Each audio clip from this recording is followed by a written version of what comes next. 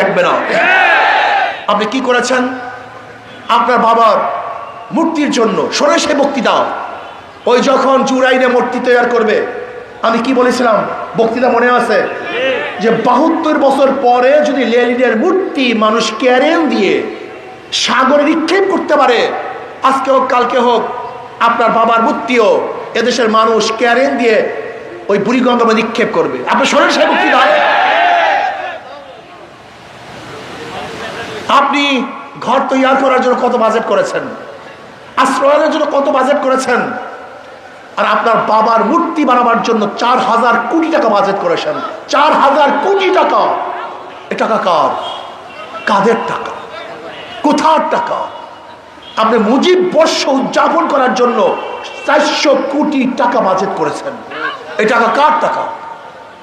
যে দেশের মানুষ খেতে পারে না, দেশের মানুষ বস্ত্র পরতে পারে না, যে দেশের মানুষ চিকিৎসার অভাবে ধুকে ধুকে মরে, যে দেশের মানুষ শিক্ষিত হতে পারছে না, যে দেশে ভালো একটা মানসম্পন্ন মেডিকেল নাই, যেখানে একটা ডিজাইন করার জন্য রাস্তা এবং পোলের ডিজাইন করার জন্য এখনো বিদেশ থেকে ইঞ্জিনিয়ার ভাড়া করতে হয়, সেই দেশে মুজিব বর্ষ পালন করার জন্য আপনার 400 কোটি টাকা বাজেট করবেন।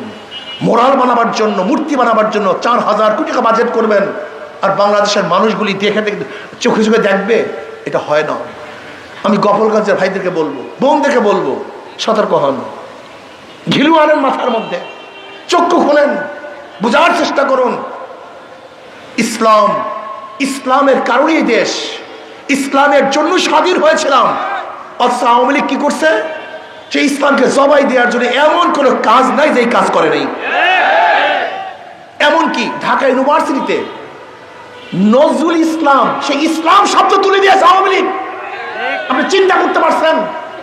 অথচ নওয়াব সলিমুল্লাহ রহমতুল্লাহ আলাইহি নিজের টাকা দিয়ে, নিজের জমি দিয়ে 600 একর জমি ওয়াকফ করেছেন ঢাকা ইউনিভার্সিটির জন্য, বুয়েটের জন্য, ঢাকা মেডিকেলের জন্য।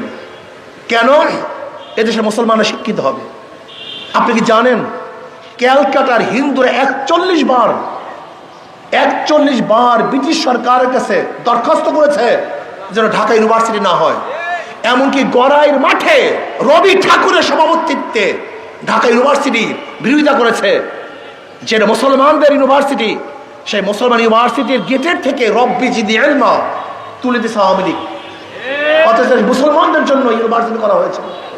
আপনি চিন্তা করতে পারছেন? কবি নজরুল ইসলাম কলেজ, সেই কবি নজরুল ইসলাম কলেজ থেকে ইসলাম শব্দ তুলে দেওয়া হয়েছে। এটা মানুষ সহ্য করতে পারে? যে ইসলামের জন্য দেশ পেয়েছেন, সেই দেশে মুসলমানরা দাড়ি রাখতে পারে না, টুপি পড়তে পারে নাই, লম্বা জামা দিয়ে চলতে পারে নাই, বোরকা পড়তে পারে নাই। এটা আমরা মেনে নেব? এটা মানতে পারি? এটা হয় না রে পাগল, এটা হয় না। ইসলাম নিয়ে কথা বলা যায় না, ইসলাম নিয়ে চলা যায় না, ইসলাম নিয়ে সব জায়গায় চলা যায় না।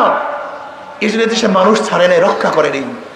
আমি গোপালগঞ্জের সবাইকে বলবো, শেখ সাহেবের অবদান আছে, তাকে বাদ দিয়ে ইতিহাস রচনা হবে না।